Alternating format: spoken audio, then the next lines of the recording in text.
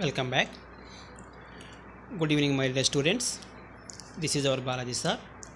Welcome to ABN and PRR College of Science, Kovuru online classes.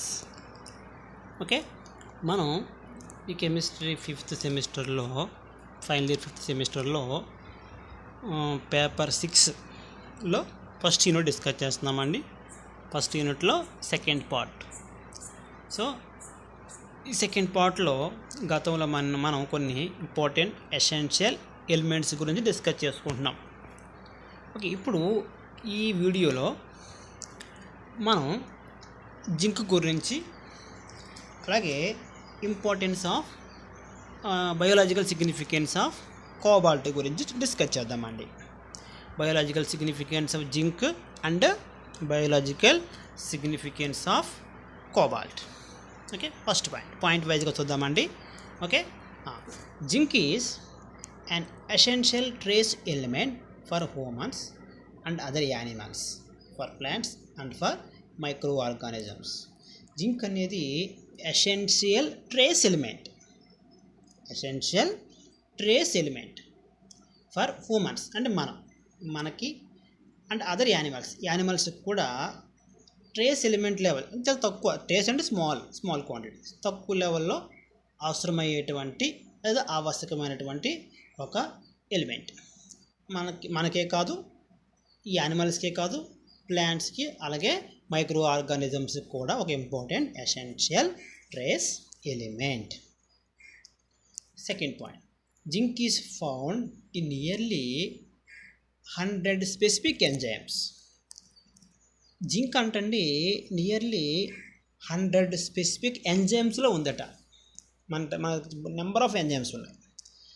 ఆ ఎంజైమ్స్లో 100 specific ఎంజైమ్స్లో ఈ nickel అనేది కనుగొనబడిందటండి. Found in nearly 100 specific enzymes. Third point, it is typically the second most abundant transition metal in organisms after iron, and it is the only metal which appears in all enzyme classes. ఈ point చాలా important అండి. So it is typically the second most important transition metal. మన బాడీలో second most important ఇంతకుముందు previous క్లాస్లో కూడా చెప్పాను. Transition ఎలిమెంట్స్కి సంబంధించి కాల్షియం మాత్రం కాదు, మిగతా వాటిలో ఐరన్, కాపర్, అలాగే ఇప్పుడు zinc is also one of the most abundant transition metal in organisms after iron తర్వాత. And it is only metal which appears in the all enzyme classes. ఈ జింకు ఈ ఎంజైమ్స్ అన్నిటిలోనూ మెటల్ రూపంలోనే ఉంటుందట అండి. Zinc అనేది ఈ ఎంజైమ్స్ అన్ని రకాల క్లాసెస్లో కూడా హోమోజీనియస్ క్యాటలిస్ట్ ఉంటుంది, హెట్రోజీనియస్ క్యాటలిస్ట్ ఉంది, బయో క్యాటలిస్ట్ ఉంది, ఇంకా రకరకాల క్యాటలిస్ట్లు ఉన్నాయండి. ఓకే, అందులో ఈ జింక్ మాత్రం మెటల్ రూపంలోనే ఉంటుందట అండి. Next fourth point, in proteins zinc ions are often coordinated to amino acid side chains of aspartic acid, one of the amino acid. ఓకేనండి. సో ఎమినో యాసిడ్ యూనిట్లో ఈ పేర్లన్నీ వస్తాయండి. ఓకే, ఇన్ ప్రోటీన్స్లో సో ఇన్ ప్రోటీన్స్ అంటే ఏంటి? Amino acids are the building block of the proteins. కాబట్టి ఆ ప్రోటీన్స్ అంటే ఏమీ కాదు, ఈ ఎమినో యాసిడ్స్ అన్నీ కలిపి నిర్మితమైనటువంటిదే ప్రోటీన్. ఆ ప్రోటీన్లో జింక్ అయాన్స్ అన్నీ కూడా కోఆర్డినేట్ అవుతాయి. ఎవరితోనూ? ఈ ఎమినో యాసిడ్స్ ఏవైతే ఉన్నాయో ఆ యాసిడ్స్తో ఈ జింక్ కోఆర్డినేట్ అయ్యి amino acid side chain of aspartic acid and cysteine and histidine, ఇవన్నీ కూడా amino acid most important amino acids అండి. పెద్ద చైన్ పొడుగ్గా వచ్చేటువంటి ఉన్నాయి. ఎమినో యాసిడ్ చాలా టైప్స్ ఉన్నాయి. ఎసిడిక్ ఎమినో యాసిడ్స్ ఉంటాయి, బేసిక్ ఎమినో యాసిడ్స్ ఉంటాయి. ఓకే, తర్వాత రకరకాల ఎమినో యాసిడ్స్ ఉన్నాయండి. అవన్నీ ఆ యూనిట్లో వస్తున్న అన్ని క్లారిటీగా తెలుస్తాయి. ఇవి ఆ జింక్తో coordinated to amino acid side chain of aspartic acid and cysteine and histidine. ఇవి ప్రోటీన్స్లో ఈ జింక్ అనేది ఈ ఎమినో యాసిడ్స్తో కోఆర్డినేట్ అవుతుంది. నెక్స్ట్ 5th పాయింట్, between 2 and 4 grams of zinc are distributed throughout the human body. Between the 2 and 4 grams 2 నుంచి 4 గ్రాముల మధ్యలో of zinc are distributed throughout the human body. మన హ్యూమన్ బాడీలో ఈ జింక్ అనేది 2 నుంచి 4 గ్రాముల మధ్యలో మన బాడీలోకి డిస్ట్రిబ్యూట్ అయి ఉంటుంది. Most zinc is in the brain.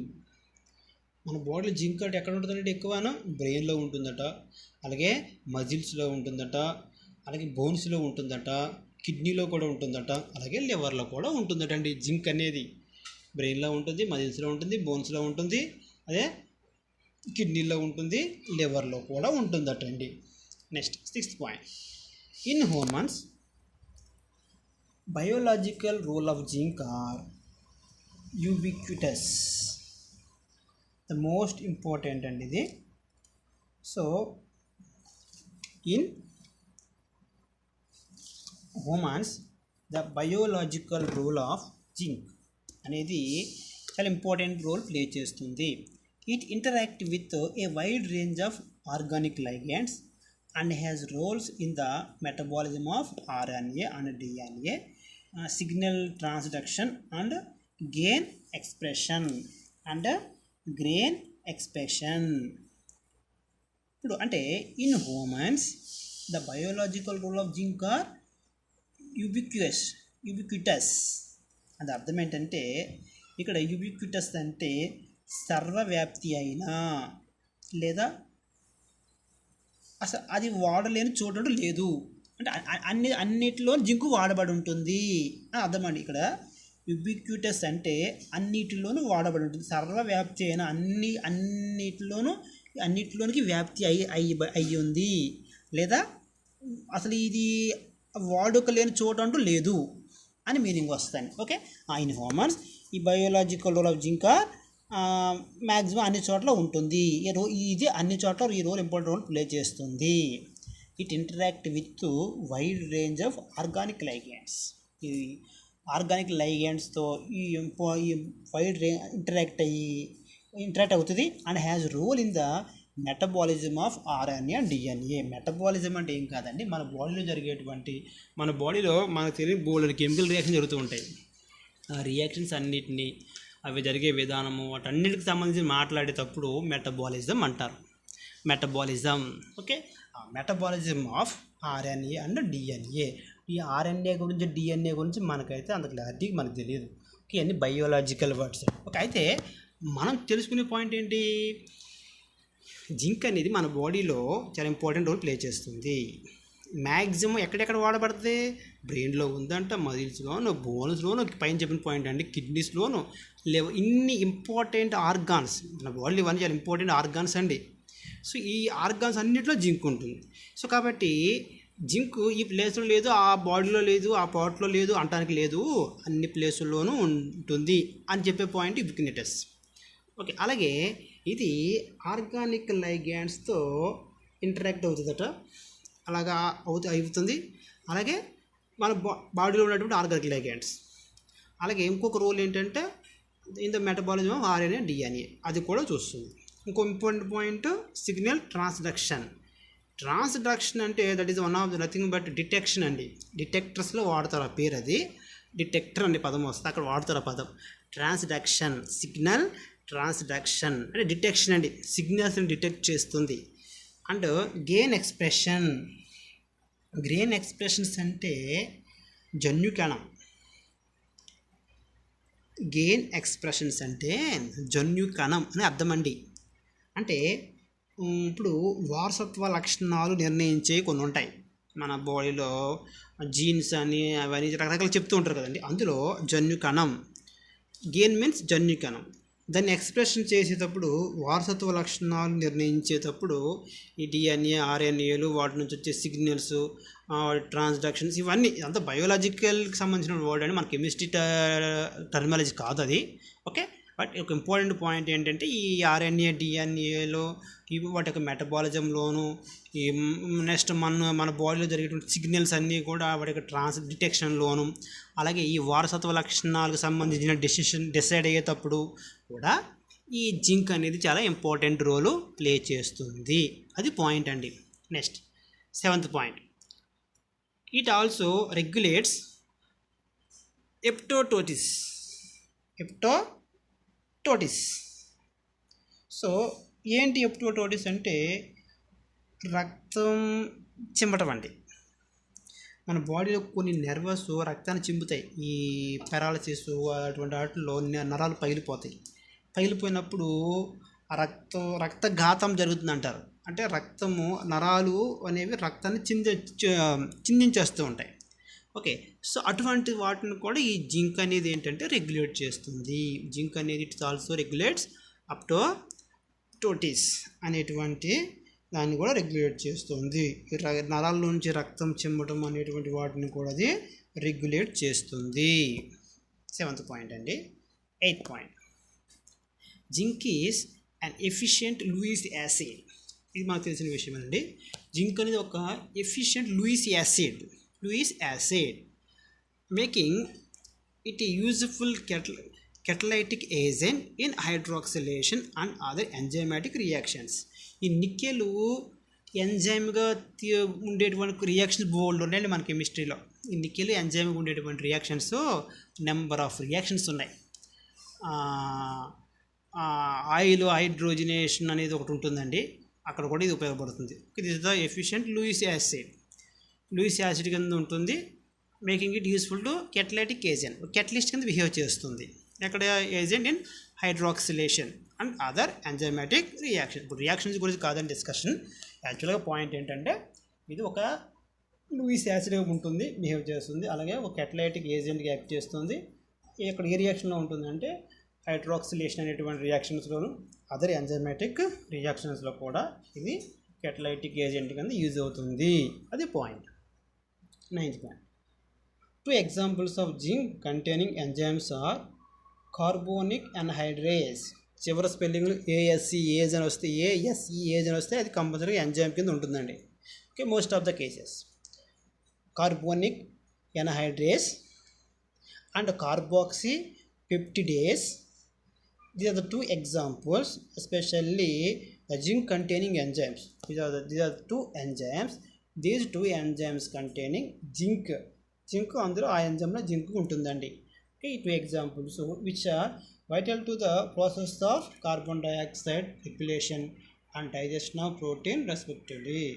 ఇవి ఏం చేస్తాయంటే ఈ ఎంజైమ్స్ మన బాడీలో ఏం చేస్తాయంటే కార్బన్ డైఆక్సైడ్ రెగ్యులేట్ చేయడంలో కానీ అలాగే డైజెషన్ ఆఫ్ ప్రోటీన్స్. ఈ ప్రోటీన్ మనం తీసుకున్న ఫుడ్లో ప్రోటీన్స్ ఉంటాయండి, ఎగ్లో కానీ వాటిలో కానీ. కొంతమందికి డైజెస్ట్ అవ్వవు. ఆ డైజెషన్ ప్రాసెస్ రెగ్యులేట్ చేయడంలో కానీ మనకి ఈ ఎంజైమ్స్ అనేవి ఈ 2 ఎంజైమ్స్ చాలా హెల్ప్ అవుతాయి. ఆ 2 ఎంజైమ్స్ ముందు మనం చెప్పుకుంటున్నామంటే అందులో జింక్ అనేటువంటి ఎలిమెంట్ ఉంది. ఓకేనండి. 10th point, in blood plasma. మీకు తెలిసిన పాయింట్ అండి, బ్లడ్ ప్లాస్మా. మన బ్లడ్లో ఉండే ప్లాస్మాలో in blood plasma zinc is bound to and transported by albumin 60% and transferring 10%. ఏంటంటే మన బ్లడ్ ప్లాస్మాలో జింక్ అనేది దేంతో బౌండ్ అవుతుందంటే ట్రాన్స్పోర్టెడ్ టు ఆల్బుమిన్. ఇప్పుడు ఆల్బుమిన్ అంటే ఏం కాదండి, మన బాడీలో ఉన్నటువంటి శ్వేత ధాతువు అంటారు. ఓకే, అలాగే ఇంకొక వర్డ్ ఏంటంటే ట్రాన్స్ఫెరిన్. లో ఎఫినిటీ ఉంటుంది. అది యాక్చువల్గా లో ఎఫినిటీ ఉంటుంది. ఇవి జింక్ అనేది వీటితో బౌండ్ అయ్యి ట్రాన్స్ఫర్ అవుతూ ఉంటుంది. Bound to transported by albumin. ఓకేనండి. Next this is the information about zinc. Okay, next ఇంకో సిగ్నిఫికెన్స్ ఉంది, బయోలాజికల్ సిగ్నిఫికెన్స్ ఆఫ్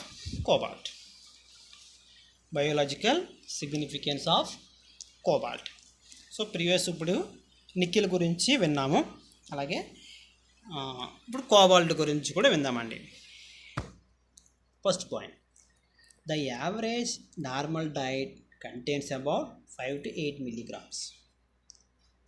మనం తీసుకునే diet average normal diet contains 5 to 8 milligrams.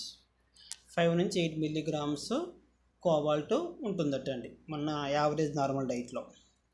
Cobalt which is many times more than the daily requirement in the body. మనకి requirement కంటే కూడా మనం తీసుకునే ఫుడ్లో బోల్డ్ అంత కోబాల్ట్ ఉంటుంది. Cobalt which is many times more than daily requirement in the body. మన బాడీకి అవసరమైనటువంటి కోబాల్ట్ కంటే మనం తీసుకునే ఫుడ్లో వచ్చే కోబాల్ట్ చాలా ఎక్కువగానే ఉంటుంది.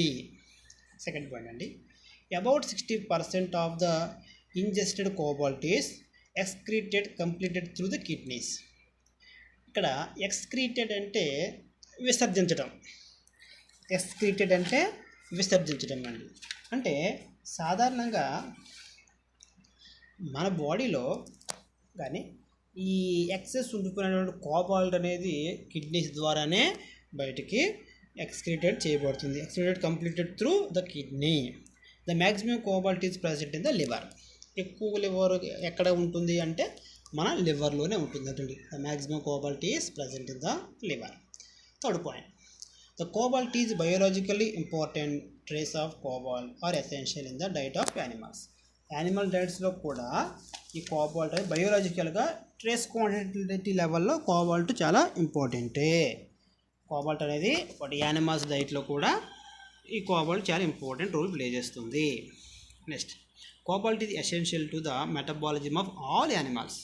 అన్ని యానిమల్స్లో యొక్క మెటబాలిజం అంటే ఏం కాదు, మన బాడీలో జరిగేటువంటి అన్ని రకాల కెమికల్ రియాక్షన్స్. ఓకే, ఆ మెటబాలిజంకి కూడా ఈ యానిమల్స్లో ఉండేటువంటి జరిగే మెటబాలిజం కూడా ఈ కోబాల్ట్ చాలా ఎసెన్షియల్. పైన చెప్పిన పాయింట్లో యానిమల్స్ యొక్క డైట్లోనూ ఈ కోబాల్ట్ ఉండాలి. ఇదే కోబాల్ట్ అనేది ఆ యానిమల్స్ యొక్క మెటబాలిజంలో కూడా ఇంపార్టెంట్ రోల్ ప్లే చేస్తుంది. It is key constituent of cobalamin. ఓకేనా. నెక్స్ట్ పాయింట్లో తగ్గొచ్చింది, also known as vitamin B12. The primary biological reservoir of cobalt is an ultra trace element.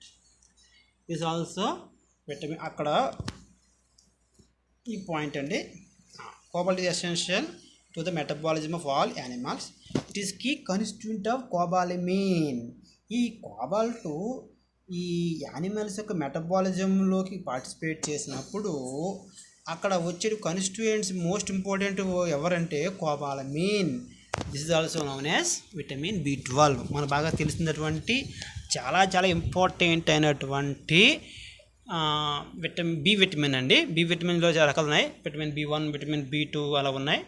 అందులో విటమిన్ B12 దీని పేరు కింద పాయింట్లు రాశానండి. So the primary biological reservoir cobalt is an ultra trace element. Fifth point, ఇది most important point. The bacteria in guts of ruminant animals అంటే నెమరు వేసేటువంటి జంతువులు. ఏ జంతువులు అయితే నెమరు వేస్తాయో అంటే గేదెలు అటువంటివి నెమరు వేసే జంతువులు అంటారు. వాటినే గట్స్ ఆఫ్ రుమినియంట్ యానిమల్స్ అంటారు. ఈ టైప్ ఆఫ్ యానిమల్స్లో బ్యాక్టీరియా ఏం చేస్తుందంటే convert cobalt salts into vitamin B12. ఒక బ్యాక్టీరియా ఈ నెమరు వేసే జంతువుల్లో ఉన్నటువంటి బ్యాక్టీరియా అనేది అవి తీసుకున్నటువంటి కోబాల్ట్ని ఎలా కన్వర్ట్ చేసేస్తాయి? విటమిన్ B12 కింద కన్వర్ట్ చేసేస్తాయండి. A compound which can only to be produced by bacteria. ఆ కాంపౌండ్ కేవలం can only produced by bacteria. A compound which can only produced by bacteria. So అంటే ఇక్కడ జరిగే సింపుల్ ప్రాసెస్ ఏంటి?